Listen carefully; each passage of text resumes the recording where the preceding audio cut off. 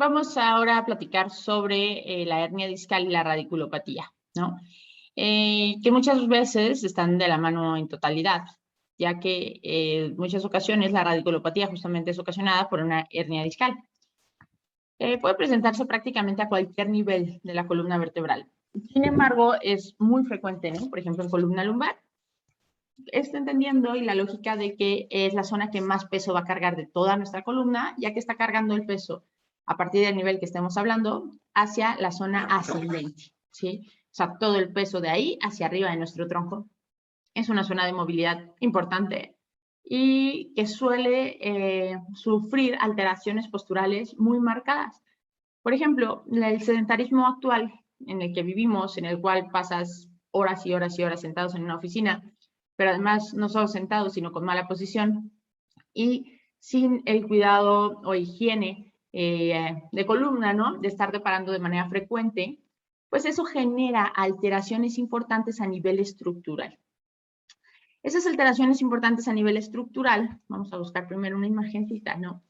Hay que recordar que tenemos ligamentos. Al final, los encargados de mantener en tu columna de manera correcta y bien alineada el disco intervertebral es justamente los ligamentos de la columna vertebral. El ligamento común anterior, ¿no? Y el posterior.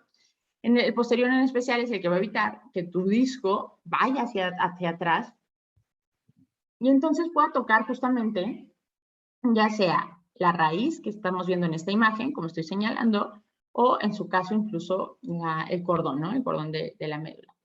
Entonces, ¿qué ocurre o por qué mucha gente piensa que las hernias solamente se pueden presentar en casos en los cuales el paciente es una persona muy activa o carga cosas muy pesadas, etcétera?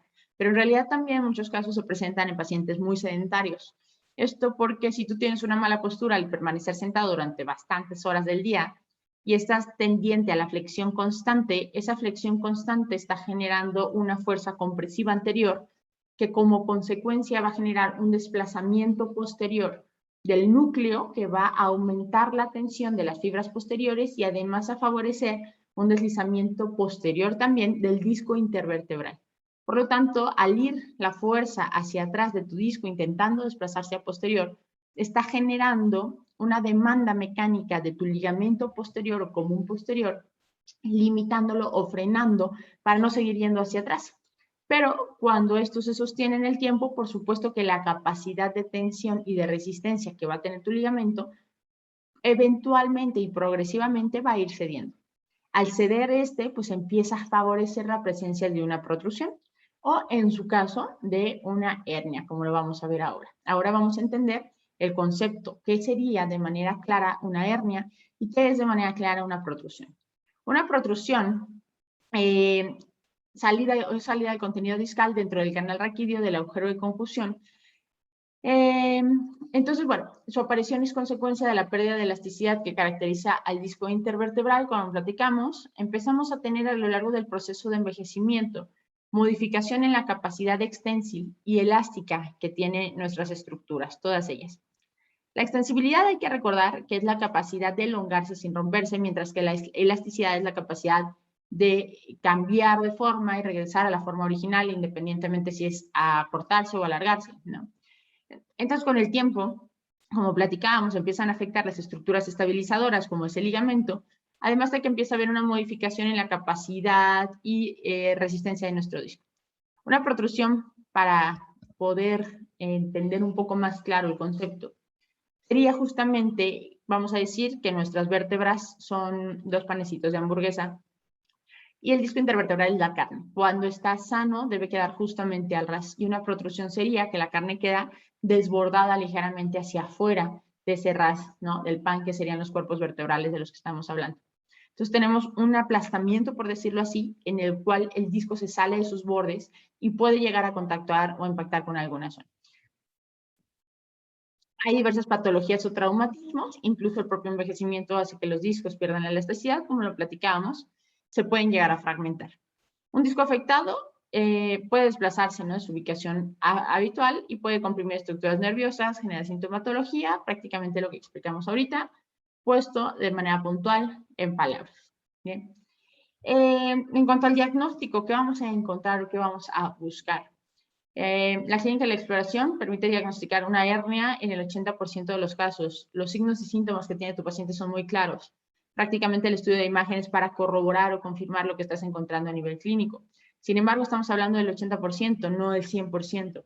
Y hay que recordar en todo momento que no en todos los casos vamos a encontrar una congruencia entre la gravedad que muestra mi imagen y los síntomas o signos de mi paciente. Puedo tener pacientes que tienen una imagen hermosa, ¿no? A nivel radiológico, una radiografía simple. Sin embargo, los síntomas están muy avanzados y por el contrario, puedo tener pacientes que tienen estudios de imagen terribles, ¿no? Inestabilidad, listesis, degeneración y los síntomas son moderados. Entonces, hay que tomar eso en cuenta. Sin embargo, los signos y síntomas de una hernia que genera síntomas, una molestia sintomática realmente es muy incómodo para el paciente y lo vas a saber. Vamos a tener antecedentes de dolor, dolor frecuente, dolor molesto, dolor cada vez más incapacitante, irradiación.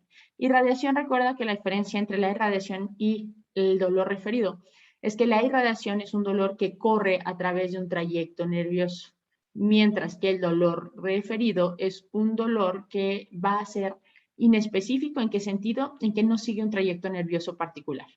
Cuando tú te pegas en el codo y le pegas a tu nervio cubital, sientes ese dolor que corre hasta tu mano, ese es un dolor irradiado.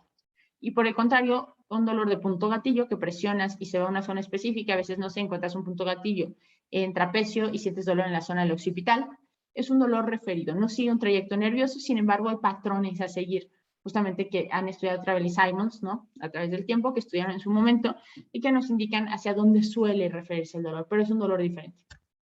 También vamos a encontrar episodios agudos de dolor que se irradia zona de las extremidades, eso en especial cuando tenemos situaciones de hernias lumbares. También podemos encontrar hernias cervicales en las cuales la irradiación del dolor o la sensación va a tender a ir hacia los brazos, ¿no? Miembros superiores. Dolor que aumenta con las maniobras de Valsalva. Al generar una presión interna, el dolor puntual a nivel del disco lesionado va a ser un dolor que va a aumentar. Se siente como una presión que se incrementa. Entonces, cuando tose el paciente, cuando puja, cuando haces una prueba de Valsalva, siente un aumento de dolor. Eso es importante y es útil también para todavía llegar más al diagnóstico correcto. Hipoestesia en las zonas distales de dolor y pérdida de fuerza. Cuando hay una afectación mayor, podemos tener síntomas, signos sensitivos y motores. Y la exploración va dirigida a detectar alteraciones motrices, sensitivas y esfinterianas, ¿no? En su momento, si llega a tener una afectación mayor. En estudios de imagen, pues una radiografía, dependiendo de la zona y dependiendo de la gravedad o el antecedente. Recuerden que siempre en cualquier tipo de disfunción la anamnesis es esencial, pero una radiografía anteroposterior y lateral nos va a ayudar, ¿no?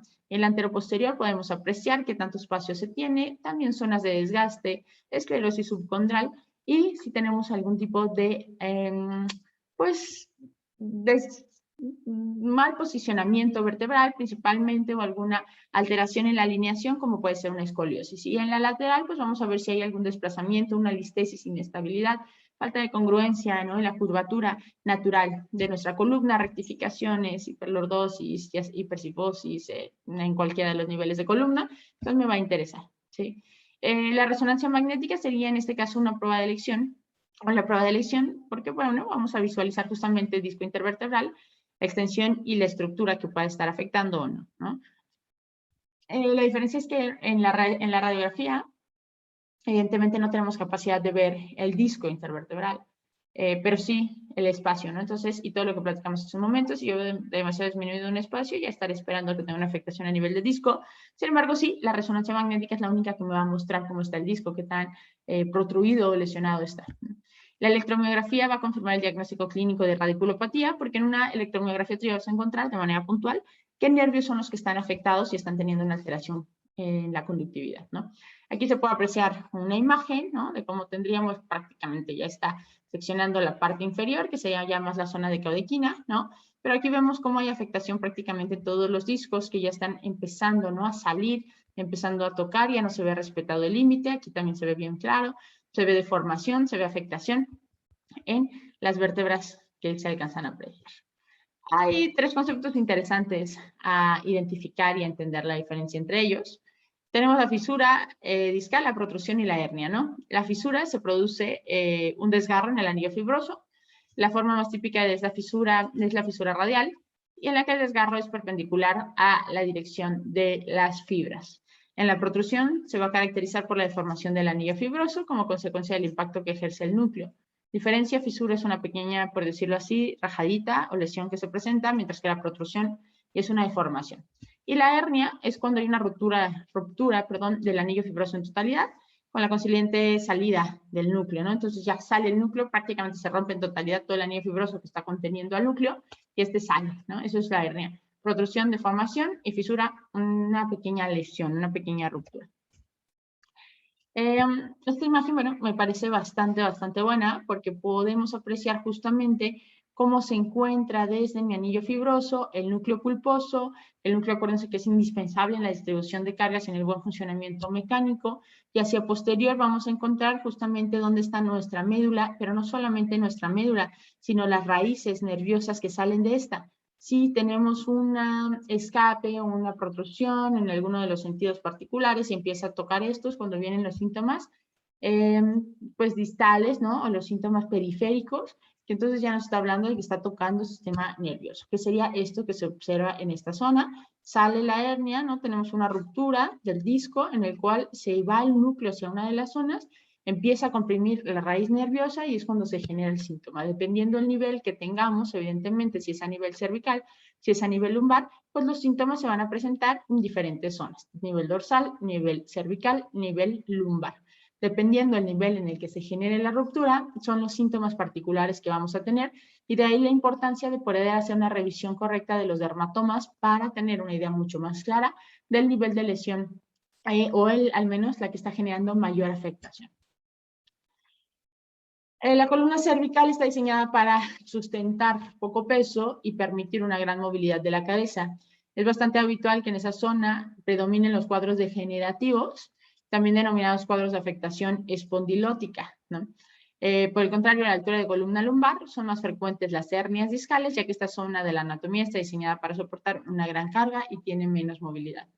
Sin embargo, sí se presentan hernias en zona cervical, ya lo habíamos platicado alguna vez en alguna otra disfunción, que tenemos más frecuencia, ¿no? Que era la disfunción justamente facetaria, pero que tenemos mayor frecuencia de afectación facetaria en la zona cervical y mayor de hernias discales o protrusiones en la zona lumbar. Sin embargo, sí es común que haya hernias o disfunciones discales en la zona cervical, y con ello vienen síntomas de los miembros superiores. Factores de riesgo de generación del disco intervertebral y del ligamento longitudinal debido a la deshidratación, lo que traduce una pérdida de altura del disco. La degeneración va íntimamente ligada al proceso de envejecimiento. Ya platicábamos que con el envejecimiento y los años es normal que haya un proceso degenerativo, pérdida de extensibilidad y de elasticidad, y favorece la presencia de hernia. Otro factor de riesgo podrían ser microtraumatismos repetitivos, ¿no? Puede unirse a esto movimientos repetitivos de flexoextensión de tronco, ¿no? Si esto lo haces cargando pesos, aumenta aún más la distribución de cargas y literalmente el peso por centímetro cuadrado y centímetro lineal que va a estar recibiendo tu columna vertebral. Movimientos rotacionales continuados en el tiempo también son factores de riesgo para generarme una hernia. Peso y volumen corporal excesivo, evidentemente, también es un factor de riesgo bastante importante, principalmente si coexiste un abdomen voluminoso, porque esto va a modificar completamente la proporción de las curvaturas de la columna vertebral. Entonces, pues va a acentuar justamente, por ejemplo, la curvatura lordótica, como favorecer la presencia de una hiperlordosis, ¿no? Produciendo una excesiva presión en la parte posterior vertebral. Esto dependerá, ¿no? La afectación o el tipo de postura o patrón postural que adquiere el paciente ante la situación, en este caso que mencionamos, que sería un sobrepeso. Algún otro factor de tipo pasivo puede ser justamente facetas articulares afectadas, ligamentos y tono de la musculatura. Justo en el clip, ¿no?, de la alteración facetaria, platicábamos que pues estas afectaciones de las facetas muchas veces se ven secundarias a una afectación de disco, pero al final es como el huevo o la gallina, no sabemos cuál se presentó primero. También una afectación de las facetas podría llegar a generarme una alteración de disco. Al final, pues trabajan en conjunto, ¿no? Decíamos que tenemos dos planos, el de disco y el de facetas. Sin embargo, pues trabajan en unión, porque al final tienen el mismo fin, ¿no?, que es generar el movimiento intervertebral. Usualmente las fibras que se ven afectadas en primer lugar son las nociceptivas, o sea, lo primero que siente el paciente es dolor, luego sensitivas, afectaciones de sensibilidad y finalmente las motrices o motoras. Ya que está más avanzado el problema, ¿no? Más instaurado, más crónico, es cuando ya viene incluso afectación motora. Puede ser asintomática, aunque también puede producir dolor debido a compresión ejercida sobre las raíces nerviosas de la médula espinal o la cauda equina. En muchas ocasiones no tiene síntomas el paciente, ¿no? Generalmente el paciente que yo veo, bueno, que tú ves como fisioterapeuta, pues es un paciente sintomático porque el paciente llega porque le duele. Entonces, pues la mayoría, pero mucha gente vive con alguna hernia, alguna protrusión y no está enterada porque no ha tenido síntomas aún. El tratamiento, nuestro objetivo, mejorar la función, evidentemente, ¿no?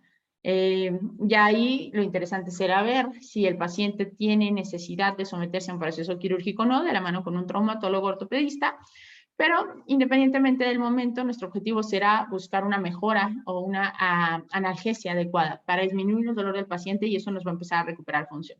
Si no, se hace un círculo vicioso en el cual la hipomovilidad generada por esta afectación empieza a generar espasmos musculares y se va aumentando el problema, disminución de fuerza, debilidad porque cada vez se mueve menos el paciente, bloqueo de otras articulaciones u otros niveles vertebrales derivado de esa falta de movilidad también, entonces es un caos, ¿no? Entonces, analgesia, por la técnica que sea, identificar cuál está siendo el tejido más afectado, siempre tengo que buscar disminución de los espasmos de la zona, porque decíamos que el cuerpo lo que hace es buscar protegerte, inmovilizarte o darte estabilidad, ¿no? O sea, sustituir de alguna manera la afectación que estás teniendo cuando se da cuenta que algo no está funcionando de manera correcta, que no se está moviendo de manera adecuada.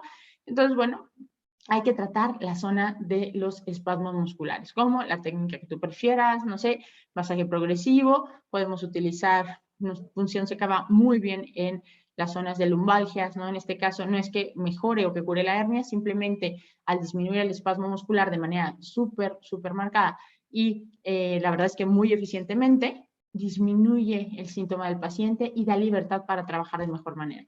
Ejercicios de Williams, activación del core y tracción de la zona afectada, ¿no? Entonces, la tracción va muy bien siempre y cuando haya estabilidad. Hay que verificar si estamos en zona cervical, hay varias pruebas de seguridad que se tienen que hacer.